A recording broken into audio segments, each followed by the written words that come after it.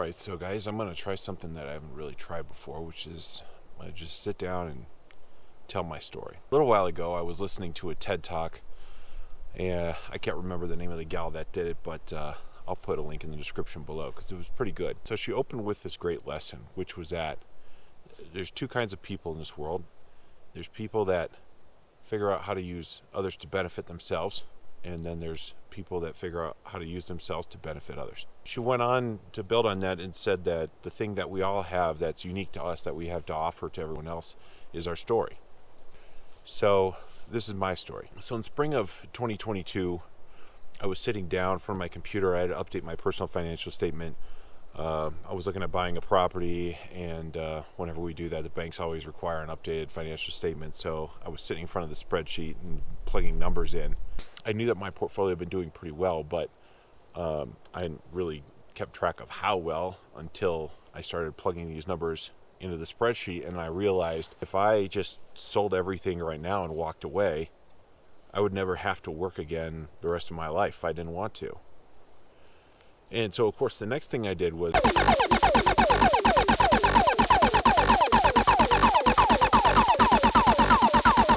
actually, that's not at all what happened. What happened is that I crashed. And for me, crashing didn't look like anything spectacular. It looked a lot like me sitting alone in my office playing video games, mostly Total War. I would play all day and all night and into the early morning, and that may or may not sound like a big deal to you, but on my part, I hadn't really played video games for the better part of a decade. And ever since I started my business, I just had other, more interesting things to spend my time on. But here I am, years later, mindlessly playing video games. Shameful display! I remember my wife would be sleeping in our bedroom, and I'd just be sitting there, lights off, just in front of a screen, zoning out until 2, 3, 4 in the morning. Or sometimes she would kind of wake up and creep into the office, and she'd ask me, what are you doing? And I would just sit there I don't know.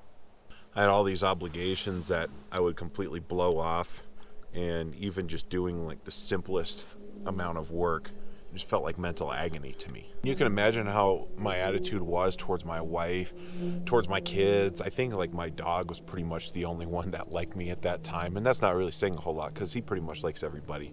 And honestly, in retrospect, I don't blame my family for not liking to be around me that much at that time because I didn't really like being around myself. Here I was in the middle of this victory, something that I've been working for, I've been sacrificing for, being a student of business for 2 decades plus, but instead I felt like I was a loser, and I was having to contend with this cognitive dissonance of wait a minute, this isn't what this is supposed to feel like. And I would shut down all these feelings and just go back in front of the computer screen and play more video games.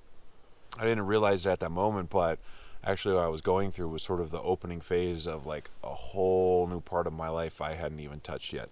Now that I told you how the story started, let me go back and tell you how the story really started.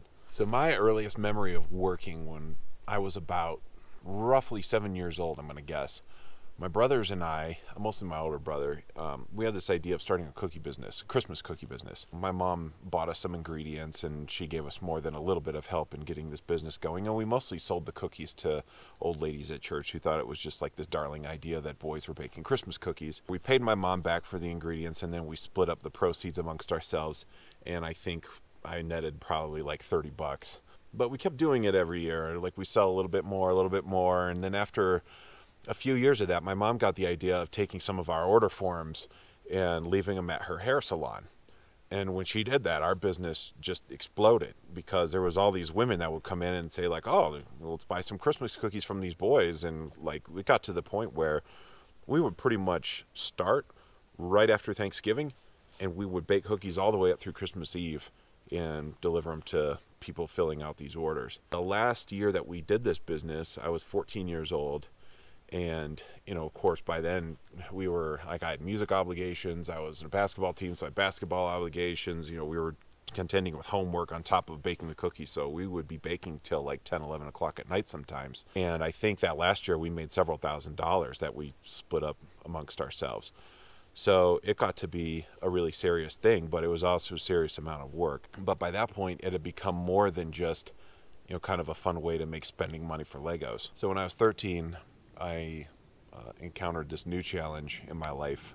Basically, my dad sat me and my older brother down, and he said, to paraphrase, like, you guys are old enough to work now and make your own money, so you're going to have to start taking care of yourselves. It's not like we were getting kicked out of the house or anything like that, but basically our clothes, anything fun that we wanted to do, we had to figure out how to pay for it ourselves. For my older brother, that wasn't such a big deal because he was 15, and so what it mostly meant for him was he would walk down the street to the local grocery store. He got a job there bagging and pushing carts and stuff. But for me, being 13, there wasn't anybody who could legally employ me. I had to figure out, like, what am I going to do here? And I would walk up and down, the neighborhood with a rake and try to rake or, mow or whatever I could do. So work for me, like, wasn't just work and get some fun spending money. This was like, man, I got to figure out a way to survive. Before I go much further in this story, I want to pause here and I want to make sure we're all on the same page here, that in retrospect, as I look back on this as an adult, and now that I'm a dad, I can kind of understand this too. I understand what my dad was trying to do at the time, because we weren't from a poor family. Both of my parents were very successful. They're hardworking people, and we had enough money in our family. It's not like it was a major struggle for us. In fact, if anything, it was the opposite.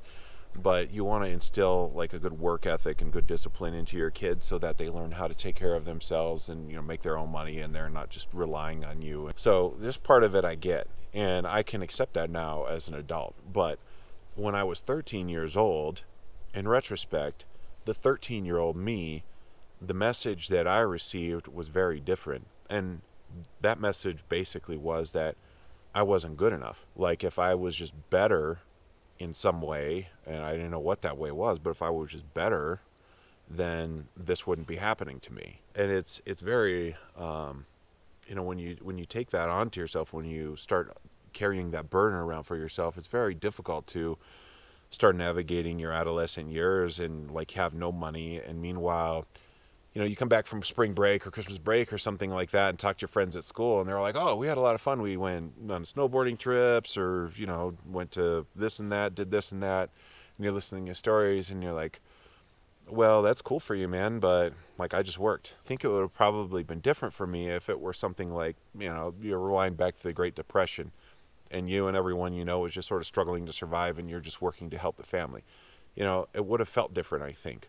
But for me, being around, middle upper class types of people, and, knowing that my family had money, it's just that I personally didn't, that was like just a major struggle for me. And as this thing sort of grew and took on a life of its own, like, I started carrying more and more of a chip around my shoulder. In retrospect, I also started kind of valuing myself less and less. And I think it's understandable. Like, I'll share with you this experience too. So the Christmas break when I was 15 years old, I got a job working for some family friends. They had bought this old farmhouse. This was in Minnesota. I grew up in Minnesota. They bought this old Minnesota farmhouse from like the probably late 19th century, something like that. It was a cool old house. They put it on the back of a semi. They moved it to a new site. They had already poured the foundation, so they set this house down on this site, and then they had to go about the process of that's cool. They had to go about this process of gutting this house in order to run like modern utilities and stuff through it. So this is dead of winter, like late December, and in the meantime, there's no electricity, gas, whatever running into this house. So here I was with this crowbar in the middle of this frozen house, tearing through like lath and plaster and stuff, and trying to work like as fast as I could to keep myself warm because there was no heat inside of this thing.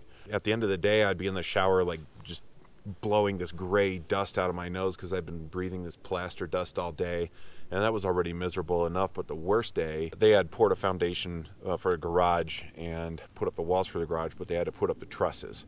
And for whatever reason, they were putting up these trusses on like the coldest day in that month or whatever. It was minus 20 something degrees. And if you've seen the way that trusses go up on top of, any type of wall structure, the tricky part is getting like the first one or the first several ones up, because once they're all up and they're all fastened together, they help support each other, and it's a very rigid structure. But when there's just one of them up there, it can flop back and forth and, fall down essentially. And you have to figure out how to get them all to stay upright long enough so that you can get the trusses up and affix them all together. So basically the way you do that is you get up the first truss and then you screw some kind of a brace to it, and you have to secure that brace to something else that's stable and use that to help you start getting your roof structure up. Well, what they did was they screwed a brace into this thing. It went down to the ground, and because I was the youngest guy in the team, least experienced guy in the team, I got the job of standing there in the snow, which was like past my knees, and just holding on to this brace to make sure that these trusses didn't fall over. At that time, the only boots that I had were like these thin sort of military style leather boots, like no insulation, just leather, rubber sole. That's it. I had some wool socks, but you're standing in the snow in middle of December in Minnesota where it's minus 20 degrees, and I'm like wiggling my toes, I'm bouncing, dancing up and down, probably looking like I had to pee or something like that. And inevitably, like, I start losing feeling my toes, and then I started losing feeling in my feet, and it got to the point where I was like, okay, I have to do something. So eventually I let go of this brace. I ran down the back of the house, and in the basement they'd set up a propane burner, which is like the only source of heat in the place. Usually we just sit around it for lunch. I took my boots off, my socks off, and I was just like holding my feet over this burner and like kind of massaging my feet, trying to get some feeling back into them. And if you've ever thawed out like frozen flesh, like how much agony that is. Like, it's like extremely painful to try to thaw out like your flesh that's been frozen. And after a few minutes go by, like, eventually they come down there and find me, and they're like, what are you doing? You're supposed to be holding on to this brace. Like, it's your job to make sure the roof doesn't fall over. And here I am, like 15 years old, and I'm sitting there like, guys, like, I'm sorry about your roof. It's not like I don't care, but I literally can't feel my feet. Like, I have no feeling below like the middle of my leg. And it's like it's basically a humiliating experience, like being 15 years old and you're thinking like, am I trading my feet for $5 an hour? Because literally, like, this is the position that I'm in. So you start to feel like really down on yourself. It's like, man, I'm not worth this, on the one hand, but then on the one hand, you want to believe that you are. And so it kind of set out for me to be like this mission. It's like, I have to prove that I'm worth more than this. It got to be this giant chip that I carried around on my shoulder, where it's like, I know that I'm worth more than this. Like, I believe I'm worth more than this. And the only way that I have to prove this to myself is to go out and generate wealth. So you fast forward that, a few years, by the time I get to college, really, the only major that stuck for me was being a business major. I tried a few, like my first couple of years of school, bounced around between a few things, but the only thing that really stuck with me was being a business major. Because, like, well, if I'm in this to get rich, then I'm going to study it and I'm going to figure out how to get rich. And the unfortunate thing about that was, like, I was so focused on this whole getting rich thing that I'd never really kind of explored myself. Like, you'd meet people in college that they sort of just knew who they were or what it was that they wanted to do. They would have these stories like, oh man, I was 5 years old and I went on my first airplane ride and I was just so amazed. I just knew I wanted to be a pilot. I remember this one guy that lived on my same hall in the dorm one semester, and he was saying that he had broke his leg when he was, 7 or 8, something like that. Broke his leg and, had to get taken to the hospital, and they were setting his leg, and he was just so enthralled by this process. He just knew he wanted to be a doctor. And I remember feeling jealous of those people, because even back then I just knew, like I don't really know who I am, and I don't really know what it is I want to do. I just knew that I didn't want to be poor. So you fast forward 2 decades, and this turned into a career in commercial real estate for me and building this portfolio. And there's a lot of other stories that factor into this. Obviously this is the very Cliff Notes version of sort of my story, but I'm driving and getting to this point where last spring I was sitting in front of the spreadsheet looking at this, and life was like, congratulations, you're not poor. And now what? And I didn't have a now what. And this was supposed to be like the summit of this mountain I've been climbing since I was 13 years old. And instead I was sitting there just like empty, like I had nothing. And now some of you may have experienced something like that for yourselves, and some of you may be on the way to experiencing something like that for yourselves. But, when I say I dedicated 2 decades, now 2+ decades to doing something like this, That just doesn't mean, you show up at 8 and you leave at 5 and that's it. This was like years of dedication, working till late at night, or getting up early in the morning, or sometimes both. And you miss holidays, you miss birthdays. It's things that you sacrifice in the pursuit of this goal. It's like this song from, now I'm going to date myself, but like, 10% luck and 20% skill, 50% pain. And that's really what it is. And, those of you that have lived a little bit of life and tried to go after some of these things, you know what it is that I'm talking about. So you know that when you look back on all these years of doing this and trying to work to accomplish this goal, and then to sit there and look at it and say like, wow, this, I really don't have anything to show for this. Like, I don't have this great feeling of victory. I don't have, like this celebration lap or whatever. I just have this feeling of emptiness. That's a really shocking feeling. So I do feel very blessed that I was able to catch myself fairly early on in this spiral, because I understand people that get stuck in these spirals, you can go a lot further down than I went. I caught myself a few weeks into this, and I had people that cared about me, especially my wife, and various people that were like, hey, something's going on with you. What's going on with you? And I was able to sort of intercept that and start to work on redirecting myself. And in the process of doing this, in the process of exploring, I came across an interview on YouTube again with a guy named Tulam. And I'll drop another link to this interview in the description in case you guys want to hear it. The whole interview, it's like a few hours, like 4 hours, I think. It's a really good interview. But he's a military guy. I guess he was in Special Forces, Army Special Forces, and spent his whole career in the military. And he tells a lot of interesting stories, like just incredible to listen to. But he kind of gets towards the end of his story where he talks about retiring from the military. And how when he retired from the military, like he just like bombed, and he I guess had been addicted to painkillers, and so he was just laying in bed all day, curtains drawn, like just blackout, just shut down. And as I heard him sort of like unpack the story for himself, I started to realize like, man, I get where this guy is coming from. And it's not because I'm a military guy. I've never been in the military, and I haven't gone to war or anything like that, but I get the point of like, you have this mission, right? Like, guys in the military, like, you can't spend a career in the military without being mission driven. Like, I'm convinced of it. Like, you're defending your country, you're looking out for your team, like you don't want to let your teammates down, all that stuff. And in the process, you sacrifice a lot of things, and you see other people sacrifice a lot of things, and some people end up losing their lives as a sacrifice for their country. And so this mission for you ends up having a lot of meaning. And then when that's done, like, what else is there for you to grab onto that's going to have that much meaning for your life? And that's where it was sort of that aha moment for me, where I kind of clicked. I'm like, man, that's like what I'm going through. Like, I had this mission that I'd set up for myself, and I was working, dedicating everything that I had to this. And basically now my mission's over. It didn't necessarily make everything better, but at least I had that understanding, like, okay, now I understand what I'm dealing with here. So now how am I going to approach, like, finding something that's meaningful? All right, so that's the end of the tea, and so this is going to be the end of the story.